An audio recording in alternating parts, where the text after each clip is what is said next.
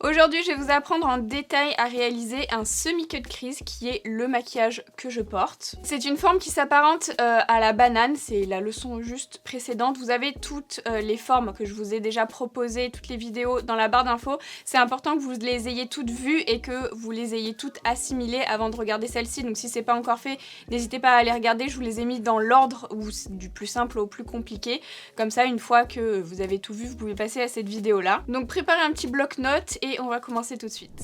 La première chose que j'ai fait, c'est de faire mon teint et mes sourcils. J'ai mis une base au niveau de mes paupières, donc moi c'est la base P. Louise comme d'habitude. Vous voyez qu'elle n'est pas encore poudrée, ça a migré. J'ai seulement poudré l'arcade sourcilière, donc cette partie-là jusqu'au pli paupières, enfin je m'arrête un tout petit peu avant. Ça permet ensuite de pouvoir venir dégrader beaucoup plus facilement. Donc c'est impératif de le faire à chaque maquillage, peu importe la forme. Donc là je l'applique avec un gros pinceau. Enfin, le pinceau n'a pas d'importance, prenez un pinceau souple. L'important c'est vraiment d'en appliquer suffisamment et surtout sur l'arcade sourcilière. Et vraiment arrêtez-vous, vous voyez j'ai mon pli qui est ici, je m'arrête un tout petit peu avant. Voilà. En gros je m'arrête là où je vais venir dégrader les fards tout à l'heure. Ensuite, je vais venir prendre tout d'abord un pinceau. Moi, j'ai choisi un 231 de chez Zoeva, donc un pinceau assez souple et plutôt rond. Ce sera plus simple pour dégrader. Alors aujourd'hui, je vais utiliser du bleu, mais vous pouvez utiliser n'importe quelle couleur. Il vous faut une couleur intermédiaire. Donc ce sera la couleur moyenne de votre maquillage, la couleur la plus dominante. Je vais prendre celle-ci de chez P. Louise. Malheureusement, je peux pas vous dire le nom parce que ce n'est pas marqué à l'arrière des godets. Vous savez, ce sont des godets individuels et malheureusement, il n'y a rien marqué à l'arrière, donc je sais pas du tout quelle est cette teinte. Mais j'ai acheté tous les fards. Donc voilà, c'est un turquoise. Pour commencer, c'est exactement pareil que pour la banane. On se met au niveau du pli paupière, vous voyez, plutôt sur le coin externe. Je pose mon pinceau et ensuite je l'applique en oblique sur la partie externe donc de ma paupière mobile et de la largeur du pinceau. Ensuite, je vais venir me mettre, donc vous voyez, ici, mon pli paupière, il est ici. Je pose le pinceau là où j'ai mis ma teinte et ensuite je vais petit à petit en exerçant une légère pression et en faisant des petits va-et-vient venir faire hop mon pli paupière. Bon, encore une fois c'est exactement la même étape que pour la banane, donc jusque là vous devez maîtriser déjà. Donc pour le moment on a cette forme là, vous voyez je suis allée jusque dans mon coin interne ici, là c'est un petit peu plus léger et c'est pas encore dégradé. Pour l'instant, le dégradé, je m'en occupe pas vraiment. Je vais faire ensuite mon ras de cils inférieur. Donc, je garde le même pinceau, mais si jamais vous n'êtes pas à l'aise et qu'il est trop gros, prenez un pinceau un peu plus petit. Donc, je pars du coin externe ici, en faisant bien en sorte qu'il n'y ait pas d'espace. Vous voyez, il faut pas que ça fasse une vague ici. Il faut bien que ce soit relié avec ce que j'ai fait au niveau de la paupière supérieure.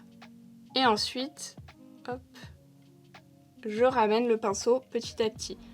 Je travaille très doucement parce que j'ai du bleu. Le bleu et le vert, vous savez, ce sont les couleurs les plus difficiles à travailler en maquillage. Donc je fais très attention à ce qu'il n'y ait pas de chute. Je ramène à peu près jusqu'au coin interne. Je m'arrête un tout petit peu avant, vous voyez la partie rouge ici. Donc là, ça doit vous donner ça comme forme. Avec la matière qui reste sur mon pinceau, j'en rajoute pas. Ça ne sert à rien, limite j'en enlève même. Pour en enlever, c'est très simple, hein. Vous prenez, moi j'ai une serviette éponge sur mon plan de travail, donc c'est très pratique. J'ai juste à frotter le pinceau dessus. Sinon, prenez un mouchoir. Surtout quand c'est du bleu, après quand c'est une couleur un peu plus simple comme le marron, bon, c'est pas forcément nécessaire de le faire. Et je vais me mettre vraiment sur la fin ici, pour venir dégrader tout en légèreté. Donc c'est vraiment pas pour faire un dégradé, c'est juste pour flouter légèrement la forme qui est ici. Là j'ai fait une forme un petit peu ronde, mais on peut étirer, je me demande si je vais pas étirer un petit peu.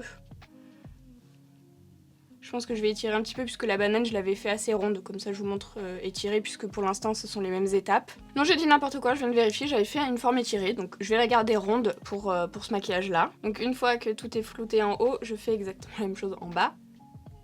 Donc vraiment il s'agit juste de flouter le bord pour aider mon dégradé après. Ensuite, on va passer à la teinte de transition. Donc c'est une couleur qui doit être plus claire que votre teinte intermédiaire. Donc la plus claire sans compter le beige. Une des plus claires. Non, il peut y avoir plus clair. Mais en tout cas, il faut qu'elle soit plus claire que cette première teinte.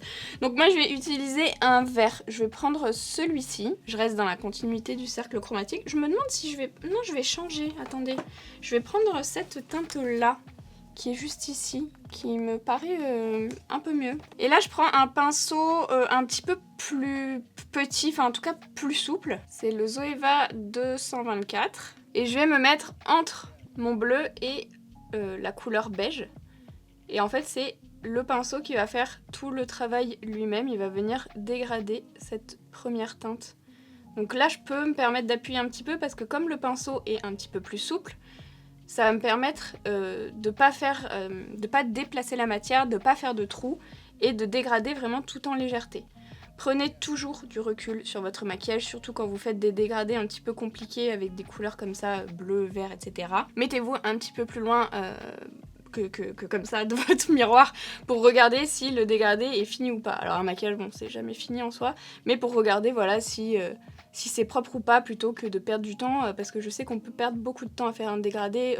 De près, parfois, on pense qu'il n'est pas terminé, et en fait, bah, il est bien. Au besoin, je reprends le pinceau de la teinte précédente, sans rajouter de matière.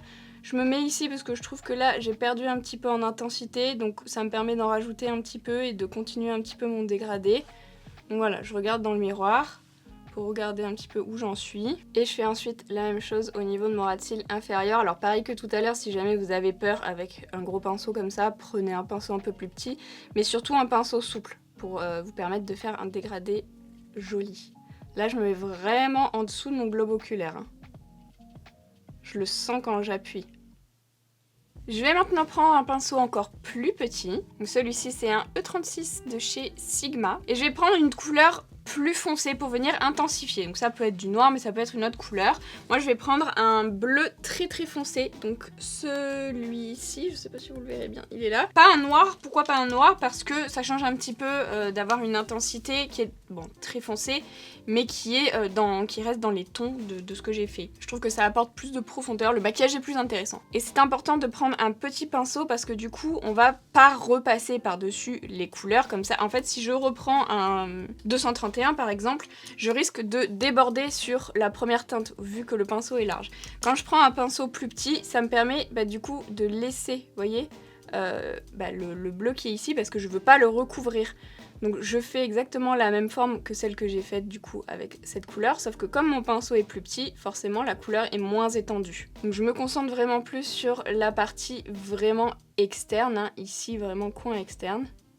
Et ensuite pareil, je vais remonter dans mon pli paupière, et là je vais pas aller jusqu'au coin interne ici, je m'arrête à peu près à la moitié de l'œil. Voilà, jusqu'ici.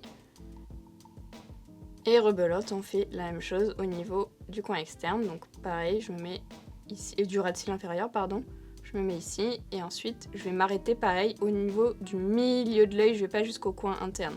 Et je fais en sorte qu'ici tout soit relié et que la forme soit bien ronde et bien harmonieuse. Là vous voyez c'est pas très dégradé, hein, c'est normal, on reprend le pinceau de la première teinte, donc la teinte intermédiaire. Là je vais rajouter un petit peu de matière dessus mais vraiment pas beaucoup, et je vais venir me mettre entre ces deux couleurs pour venir les dégrader entre elles. Alors attention, il faut travailler très doucement pour pas amener trop la couleur et trop les mélanger. Je veux vraiment qu'il y ait un dégradé. Donc si je vois que j'en ai pas assez, je rajoute et je viens effleurer. Au niveau de la pression sur mon pinceau, c'est une pression médium on va dire. C'est ni trop léger comme quand je dégrade, ni trop fort parce que si vous appuyez trop fort, vous risquez de faire des trous et de déplacer totalement la matière. On fait pareil en dessous et aussi à ce niveau-là.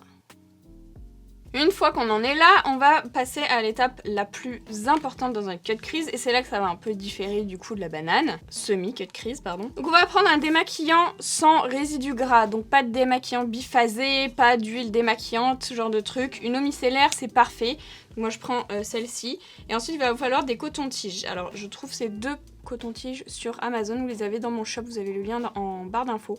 C'est vraiment très pratique que ce soit pointu. Donc je vais commencer avec le plus gros.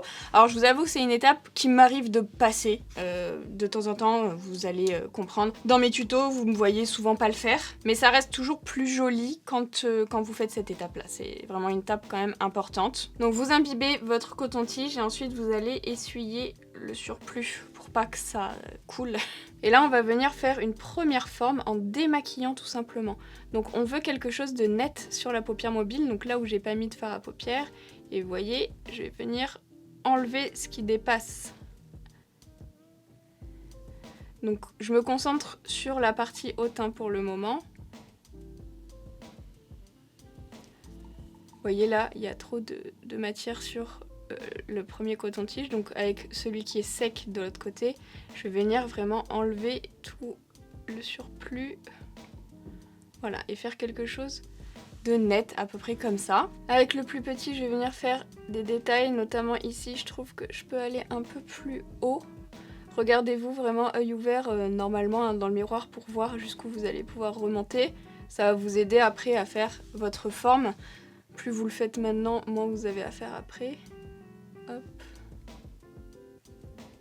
Une fois qu'on a fait ça au niveau de notre paupière, on va prendre un pinceau plat. Là, c'est le pinceau Cut Crease de chez P. Louise, donc c'est important d'avoir un pinceau qui soit arrondi ici en langue de chat avec des poils lisses et surtout très très denses, donc très plat hein, comme vous le voyez. Et je vais prendre une base pour faire un semi-cut crease. Il vous faut impérativement des bases grasses, donc moi je vais prendre de chez P. Louise celle-ci. Je vais prendre de la couleur que je veux.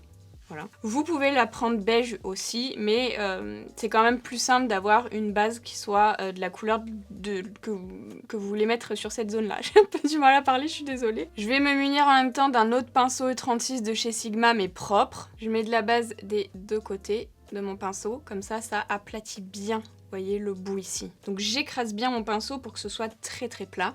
Et ensuite, je vais tout simplement venir, enfin tout simplement... Je vais venir suivre la forme que j'ai fait en haut ici. Et vous voyez, comme le bout est très fin, ça me permet de faire quelque chose de très précis. Donc je commence toujours par là et ensuite je peux me permettre d'utiliser le pinceau vraiment pour faire quelque chose de net. Ensuite, j'en applique partout. Donc vous voyez, je tapote pour le moment. Je déborde un peu ici sur les fards à paupières que j'ai un peu effacés, mais c'est pas très grave. On va venir s'en occuper après. Et ensuite, avec mon pinceau propre, du coup, je vais venir dégrader à ce niveau-là. Vraiment uniquement sur le côté des fards. Jamais ici, où du coup, je veux que ça reste net, justement. Je vais venir dégrader cette zone aussi, ici. Hop, j'amène la base vers la peau. Et ensuite, je vais venir tapoter un peu partout pour venir d'une part unifier, mais aussi enlever le surplus. Faut vraiment pas qu'il y ait des endroits où il y ait plus de base que d'autres parce que sinon ça va vous créer des épaisseurs sur la paupière et ça risque de faire des taches quand vous allez appliquer votre fard par-dessus. Je reprends mon pinceau de la teinte, la toute première teinte, la teinte intermédiaire pour rajouter ici parce que vous voyez je l'ai mangé un petit peu donc c'est simplement pour recréer mon petit dégradé du coup vers la base. Donc je peux empiéter un petit peu vers la base tout en restant légèrement en oblique. Dans mon coin interne, je vais appliquer une autre couleur un peu plus claire. Donc j'ai choisi un jaune comme ça. Donc je mets une base parce que j'ai peur qu'il soit pas assez intense. Mais c'est pas obligatoire. Donc je vais juste vous montrer vite fait comment on fait. Ça c'est pas forcément, vous pouvez très bien vous arrêter là et ensuite appliquer un autre fard ou pas hein, d'ailleurs. Je prends juste un petit pinceau. C'est simplement pour me faire une petite base ici dans le coin interne. Donc c'est un léger jaune, j'en ai mis un tout petit peu et puis je vais juste effleurer pour que vous voyez que ça me fasse une base qui accroche bien en dessous. Je vais prendre ensuite un pinceau plat mais tout de même un petit peu souple, vraiment pas dense comme pour le cut crease, vous voyez avec des poils assez éloignés les uns des autres. Et j'ai utilisé un fard un peu brillant, donc j'ai choisi un fard comme ceci de chez Colourpop, là c'est la teinte Malibu Date, c'est un super choc shadow, donc qui ressemble à la couleur de la base que j'ai appliquée bien sûr, puisque je vais venir le mettre donc par-dessus cette base. Vous pouvez très bien utiliser un fard mat, hein. Moi j'aime bien quand c'est un petit peu brillant, je trouve que ça apporte de la lumière. Donc uniquement sur la partie de la paupière mobile. J'essaye de ne pas déborder sur le reste parce que je veux que ça reste net à ce niveau-là. Au besoin, je prends un pinceau pour enlever les petites paillettes, recréer mon dégradé ici si je l'ai un petit peu perdu. Et voilà. Et ensuite, je vais prendre un autre Super Shock Shadow, donc dans cette teinte-là, pour mettre dans mon coin interne, vous vous rappelez la base que j'ai mis tout à l'heure. C'est la teinte I Mint It. Et je le mets ici. Alors, j'ai utilisé le même pinceau que celui que j'ai utilisé pour mettre la base. C'est une texture un petit peu particulière, c'est assez crémeux. mais du coup c'est parfait pour le coin interne. En dessous de la base, je trouve que ça ressort bien. Voilà pour le résultat final. Donc j'ai rajouté un liner que j'ai arrêté au niveau du coin externe ici. Je l'ai pas étiré, mais vous pouvez très bien le faire hein, si vous voulez. J'ai mis des fossiles. Ceux-ci, ce sont des fossiles de chez Noge. Vous savez, c'était la boîte pour la Saint-Valentin. Bref, ils sont très jolis. C'est ce qu'il n'y a plus dans la boîte. J'ai mis un crayon coloré à l'intérieur de la muqueuse inférieure et du noir en muqueuse supérieure, bien sûr, rouge à lèvres, et voilà, on a fini.